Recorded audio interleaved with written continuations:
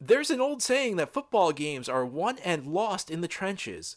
How have the Jets improved near the line of scrimmage in free agency? And what work remains as we move towards the NFL draft? All of this and more on today's episode of the Locked On Jets podcast. You are Locked On Jets, your daily New York Jets podcast. Part of the Locked On Podcast Network, your team every day.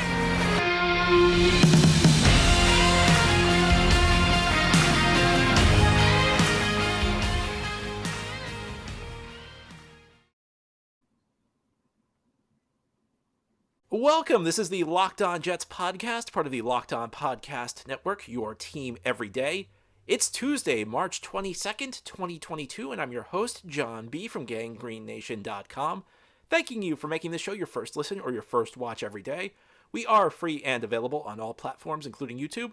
If you like what you see or hear, hit the subscribe button and you'll never miss an episode. If you happen to be watching on YouTube and like what you see, please give this episode a thumbs up. It helps the channel out, and it helps other Jets fans find Locked On Jets. Well, today we're going to continue our look at the Jets position by position, assessing the moves that were made in free agency, and assessing what needs remain as we move towards the NFL draft. And today we're going to focus on the trenches, the guys who line up near the snap. We're going to talk offensive line. We're going to talk defensive line. We're going to talk linebacker. I guess we're maybe stretching things a little bit by saying the linebackers are part of the trenches, but they do play near the line of scrimmage. They have to take on blocks. They play the run. So they fit into this theme of our show today. And I'm going to begin by talking about the area of these three where the Jets made the biggest splash in the offseason in free agency. And that's the offensive line, where they added a new right guard. And if you watched the Jets last year, you know right guard was an issue. Greg Van Roten was the weak link on the offensive line, to the point where they actually felt the need to make a trade at the deadline, getting Laurent Duvernay-Tardif from the Chiefs, even though the Jets were out of the race at the time. The offense was really struggling with Van Roten playing right guard. And if you go back to when Van Roten was signed, I mean, there was a clear rationale for the move. It wasn't that the Jets thought they were going to get great right guard play. It's that at that point they had Brian Winters at right guard. And Brian Winters was expensive. And Greg Van Roten probably about equal in talent to Brian Winters. And it was kind of like the Jets felt like, if we can't be good at right guard, we're at least going to get a little cheaper, because you saved about half the salary by cutting Winters and sliding Van Roten in at right guard. And through that first year, Van Roten gave you competent play. I mean, he gave you a play that was decent. It wasn't great, but it was good enough. And then there was some pretty big regression in 2021. So right guard became an issue. So the Jets go out and get Lake and Tomlinson. And now you look at this offensive line, it's not looking too bad. I mean, you got George Fant coming off a good year. You got Elijah Vera-Tucker, very promising young player. Connor McGovern, another guy coming off a good year. You slide Tomlinson right in there. And you hope Mekhi Becton bounces back after a season where he only played one game because of a knee injury that he suffered in the opener. So you look at this and you say, well, you could say that this offensive line's pretty much set. So why would we talk about drafting anybody? Well, there's still a lot of buzz that maybe the Jets are going to draft an offensive lineman with one of their 2 top 10 picks. Talk Ikwonu from NC State. You talk Neal from Alabama. Maybe Charles Cross could be an option. You may wonder why. Well, the offensive line's looking fine. Well, this is one of the tricky parts about rebuilding in the NFL. You don't just use up resources to improve the spots where you're weak. Sometimes you have to use up resources to make sure the spots that are already pretty good don't decline. And you look at this offensive line right now, and there are questions around Becton. I think when we give this appraisal that the Jets are looking good on the offensive line, that's probably relative to other positions where the Jets are clearly weak. There's a strong case to be made that this offensive line is going to be one of the best areas on the team, but there are question marks, and it's not really clear what the Jets think about Mekhi Becton. But let's put the Becton questions aside for a second. The draft's about long-term. I think there's this perception out there that the draft is about filling your most glaring needs right now. It's not, though. Rookies frequently struggle. Now, when you're talking about top 10 picks, there's a little bit of a stronger argument that they're going to be plug-and-play guys for the most part. But you always are in trouble if you're counting too much on a rookie to deliver for you, because rookies have an adjustment period. Most do. The guys who step in and dominate on day one, very rare. Again, you have a better chance of getting one of them in the top 10, But it's always difficult to ask for that. What the draft's really for is finding guys who are going to be long-term players, guys who are going to be around 8 to 10 years. Really, the draft, not so much about plugging immediate holes, but it's about finding long-term players who prevent positions from becoming holes. And looking past 2022, you got George Fant, who's turning 30 at the tackle position, and he's entering the final year of his contract. So this goes back to what I was saying, is George Fant's position a weakness right now? Well, probably not, although there is some theory out there that I think is plausible that maybe he played a little bit over his head in 2021 and is due for regression. But even if we're saying George Fant's 2021 play is going to be consistent from this point forward, he still may need to be replaced because he's entering the final year of his contract. So do you want to commit longer term to a guy who's turning 30, or do you want to draft somebody who's going to be around, a much younger player who's going to have a longer shelf life with this team? These are the questions you have to ask, because when you're talking about needs, you're not just talking about this year. You're talking about next year. You're talking about 2 years from now. You can't just focus on the immediate, because if George Fant leaves in free agency, suddenly now you have a gaping hole if you haven't addressed the offensive line. Again, it's the challenge of the rebuild because you have so many areas that are glaring needs, yet you have to use resources sometimes because things don't stay static. Your position groups, you don't have guys playing at the same level. You don't have guys playing at the same level forever. You have guys who need to be replaced. I remember a couple of years ago when the Jets had all that cap space under Mike McCagnon in free agency. This was a point that I made. The reason that they had that cap space was they had pretty much no players signed. So even though it was a pretty weak team overall, when they had starters leaving, those starters needed to be replaced. The Jets weren't purely playing offense, just addressing weak areas. They also had to either retain or replace starters, the handful of competent players that they had. You're playing defense as well. It makes it very tricky, and I think the same could be said of the center position, even though there's not a lot of buzz around the Iowa center Tyler Linderbaum, who's considered the top prospect of this class at the position. You also have Connor McGovern entering the final year of his contract, another guy who is approaching 30. And, I think these guys could play well into their 30s, so I don't want to make it out to be the most glaring issue the Jets face, but offensive line's a little bit trickier than you'd think. Yesterday we talked about corner, and I mentioned it would be a little weird to see the Jets draft a corner. It would almost be like they don't like Bryce Hall, because at the corner position, it's not just that it looks set for this year, it looks set for the next couple of years, because you got all of your starters under 25, you got all your starters under contract for at least 2 more years. So if you draft a corner early, it's difficult to see the logic unless you really don't like Bryce Hall. On the offensive line, it's a little bit trickier. You can really like George Fant. You can say that, this guy's been a good player for us. I like what he brings to the table. But you could also say, you know what? I'm not convinced he's with us a year from now. I know that's not going to make a lot of people happy to think this way. And I'm not sure it's the direction I would go. But there's an argument to be made, and I want to lay out that argument because I don't think it's as bad of an argument as people make it out to be. Now, if it's me, I'd probably lean more towards edge rusher, wide receiver when we're talking about our 2 top 10 picks, because these are the areas where I think the Jets really need to invest in the long term.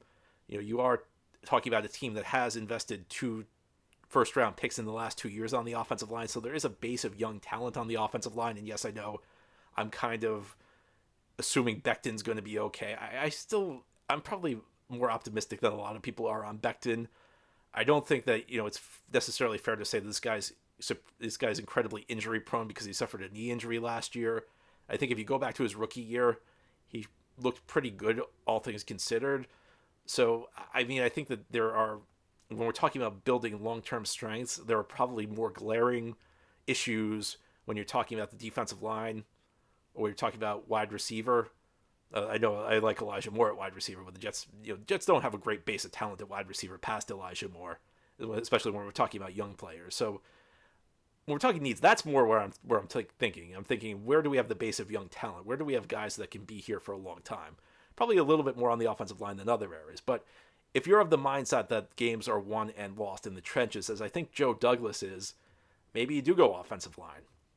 And that's an option. It's probably a better option than people realize because it's not like corner where you are set with young players for the next couple of years. You have some decisions that they're going to make.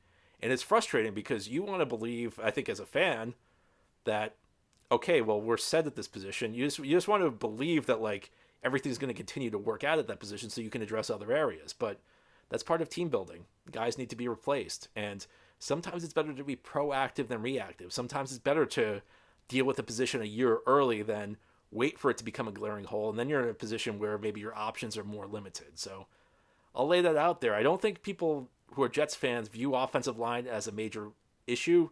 I'm not sure people view it as a major need. And maybe it's not a major need, but it could be something the Jets look to address. And I hope you understand the reasons that they may do it. But as I said, I think that there are other spots that probably are bigger priority areas that lack younger talent. One of them is the defensive line, and that's an area where the Jets were not very active in free agency. We'll talk about why they were not so active, and we'll talk about what could come next ahead on today's episode of the Locked On Jets podcast. And of course, we're talking about free agency and the draft because it's the offseason in the NFL. There are no games to discuss. That is not true in college basketball. We're moving towards the Sweet 16 and the Elite 8 this weekend. If you're a local fan, St. Peter's making a magical run, a 15 seed in the Sweet 16 after upset wins over Kentucky and Murray State. And you should know that from all the latest odds, contests, and player props, BetOnline.net is the #1 source for all your sports betting needs and info. BetOnline remains the best spot for all your sports scores, podcasts, and news this season. And it's not just basketball. BetOnline is your continued source for all your sports wagering information needs, including live betting and your favorite Vegas casino games. Head to the website today or use your mobile device to learn more about the trends in action. BetOnline, where the game starts. Thank you for making Locked On Jets your first listen every day, and make sure you're following Locked On NFL. Locked On experts covering the latest stories around the NFL every Monday through Friday in less than 30 minutes. It's free and available wherever you get your podcasts. And on today's episode, we're talking about what the Jets have done up front in free agency and what they could do moving into the NFL draft. And you want to talk about an area which on paper seems like kind of a big need that the Jets kind of ignored in free agency. That's the defensive line. I'm not entirely surprised the Jets ignored the defensive line in free agency because, first of all, it was not that great of a class when we're talking about free agents. But second, it's a pretty deep class when we're talking about the NFL draft. And especially like position like edge rusher. And in the Jets defense, that's more defensive end. In other schemes, it's going to be more outside linebacker when you talk about edge rusher, and that's the guy who rushes the passer off the edge of the defensive formation. It's an area where the Jets do have a need, though. And you're getting Carl Lawson back this year, but you need a guy to go across from him. And it's kind of a question what the Jets are doing with John Franklin Myers. I talked about this in a show a few weeks ago, and it's a question, do you play him on the edge or do you move him inside? And I think I kind of have neglected, and the more I think about this, the more I think maybe a little from both areas. You might keep him on the outside on early downs because he's really big for a for a defensive end in a 4-man defensive line. But if you're going to play small, especially at the linebacker position, you may want him there just to eat up blocks.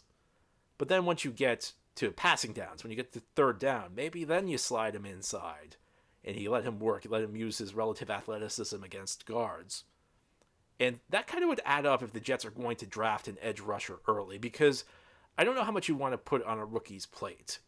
So, there are going to be plenty of options for the Jets. I think there's a pretty strong possibility they're taking an edge rusher in the first round. Now, by all accounts, it sounds like Aiden Hutchinson out of Michigan's not going to be there when the Jets draft. He's probably going pretty early, but there are plenty of good prospects available. And, I've talked about Kayvon Thibodeau out of Oregon. And, I actually got an email a few weeks ago from a listener because I referred to Thibodeau as the type of pick that you run to the podium, you run the cart to the podium if he's available. And the point was made to me that, well, you're hearing all these questions about his dedication. You're hearing these questions about interviews and stuff like that. And look, there are always questions about prospects. Listen, all I can comment on is what the film the player puts out there. All of the other questions are things the Jets need to figure out. If there's ever an issue with a player where, you're not sure his dedication to the game, then of course the Jets should drop them down the board. But I cannot comment to that one way or the other. So when you hear me talk about a prospect, all I'm talking about is what happens on the field. The other stuff I can't comment on. If there are issues, then it's on the Jets to do it, and I'll understand it. But I think if we're just talking talent, that's all I can talk about, because I don't want to, I don't want to guess on things I don't know about. So I'm not gonna drop a kid on the board because of some rumor out there. It's not up to me to figure. It's up to the team to figure that out. So all I can tell you is that, as far as like his film goes, really good prospect, and a guy who, if it's just based on what he does on the field, what he's done on the field in college, not really much doubt to me that he should be the pick at 4 if he's still there. But if he's not, I mean, there are other options for the Jets out there. And like I said, this is a pretty deep class at the edge rusher position. You have guys who are kind of rising up the board. You've got a guy who really is kind of moving up is Trayvon Walker out of Georgia. He's a guy who had a very good combine by all accounts and really helped his stock out. Jermaine Johnson out of Florida State's another name that you hear. If you're going a little bit later, and maybe this guy who could be an option in the trade down situation is an edge rusher out of Purdue, George Karlaftis. So I think the Jets are taking one of these guys. I think there's going to be an edge rusher who ends up on the Jets in the first round. I would be very surprised if the Jets did not go in this direction, because they need to improve this pass rush. And the defensive tackle position is also an interesting one. There are a couple day 2 prospects maybe the Jets will be involved in. I was a little surprised the Jets did not try and add somebody in free agency. There were some lower level guys who were there for depth. It seems like they're going with what they got, though. Quincy Williams, we know the story with him, where he's been kind of up and down during his career, maybe not meeting the expectations people had for him. And I've talked about how I think maybe those expectations were a little unfair. Sheldon Rankins, I'm a little surprised he's still here, because they could save a decent amount of money. They could save over $5 million in cap space by cutting him, and I thought he was kind of a disappointment last year. He was especially had issues against the run. He was decent. He had his moments as a pass rusher, but he struggled against the run. Maybe they like Jonathan Marshall, late round pick last year out of Arkansas, who was great in the athletic testing drills. We don't really know what to expect from him, but the fact they brought back Nathan Shepard, that's one that really surprises me. I'm still very surprised that they brought back Nathan Shepard. Nathan Shepard was a penalty machine last year, and another guy who struggled against the run. We're talking about how much the Jets struggled against the run last year, and they kind of brought back the same defensive front. And I talked yesterday about the role of safety and how Ashton Davis really hurt the team against the run. And I do believe that. I do believe Ashton Davis had a big role in hurting the Jets against the run, but at the end of the day, I think we all know that defensive line and linebacker are bigger issues against the run. Those are really the guys who determine whether your run defense is good or not. And the Jets have taken a group that was not very good last year, and it seems like they're bringing them back. So interesting approach to run defense. I think the pass rush is something that can be addressed, because you got quality pass rushers. You got Lawson returning. You got John Franklin Myers, who's for all of the inconsistency last year, still an above average pass rusher, and Quincy Williams, who certainly has his moments, and again, a guy you could bring in a draft pick. So I actually think for the first time in a while, I'm feeling pretty good about the Jets pass rush. The run defense, though, is a bit of a question. However, contributing to those issues in the run defense was the linebacker position. And this is another spot where the Jets did not make many moves in free agency. And I think that there are questions about whether the Jets will make moves in the draft. There is some buzz that maybe they're happy with what they have. And we'll talk about that ahead on this Tuesday episode of Locked On Jets. This is the Locked On Jets podcast. On this Tuesday, we are assessing the guys who play close to the line of scrimmage today, what the Jets did in the offseason to add to these positions, and what they could still do in the NFL draft. And we're going to close out the show by talking about the linebacker position. And this might be the biggest position on the roster where there's a disconnect between what I think and what the Jets think, because there's a lot of buzz that the Jets really like what they have at linebacker with C.J. Mosley and Quincy Williams. And I'm not going to sit here and tell you that these guys are awful. These are NFL caliber players that the Jets have at the linebacker position. But C.J. Mosley, this is not the C.J. Mosley of Baltimore. It's not the same guy. And whether it's because he missed 2 years with the injury and because in the opt-out, whether it's because they're asking him to play a different role than he did in Baltimore because he's playing lighter and he's being asked to be more mobile, it's just not the same guy. And I know he won the team MVP award last year. And listen, he's very respected in the locker room, no question about it. In fact, I got to tell you, a couple of years ago, I had C.J. Mosley on the podcast. Maybe the best interview I've ever had. love C.J. Mosley, but he's not. I don't know that he's an impact player to the extent the Jets are making him out to be. And there's also buzz with Quincy Williams that I've heard the phrase Pro Bowl talent used out there. Quincy Williams was an excellent pickup for a guy you got off waivers from the Jaguars. It's not like this guy came from a good team that was like loaded with talent. Sometimes a team just has so much talent at the position they can't afford to keep all of it, and you can make out really well. This guy came from the Jaguars, and he played well, and he made plays. But there were also some issues. I mean, he's not a great coverage guy, and sometimes he plays a little out of control. But there are times he runs himself out of plays. There are times he fills the wrong gap. Quincy Williams, I think from what we saw last year, excellent backup. A guy who, in the right defense, maybe could be a starter. But is he as good as the Jets make him out to be? Is he as good as the Jets seem to think he is? That's something I question. And I just talked about the issues up front. Well, I think there were two areas where the Jets had issues. The defensive line did not do a good enough job holding its blocks, tying up blockers. Linebackers also, there were too many times where they were in the wrong gap, where they weren't quick enough to read a play. I mean, I think that maybe something needs to be done at this position. It doesn't seem like the Jets are going to do it. And then you also have the late round picks last year, Sherwood and Nasruddin, the converted safeties, who the Jets have gotten a lot of criticism for their approach at converting safeties to linebacker. I don't think they really played that big of a role. I think it shows you the Jets want to play fast on defense. They want these guys to kind of play, I would guess, kind of a weak side linebacker type role. They want to be a little bit faster. So we'll see what happens there. But for the most part, I think you're going to see two linebackers on the field at a given time for the Jets, because that's today's NFL is a game where you have three receivers on the field. That means five defensive backs. So that means you're either taking a defensive lineman off the field or a linebacker off the field. You're not going to play 4-3. You're not going to play 3-4. You're going to play six combined defensive linemen and linebackers.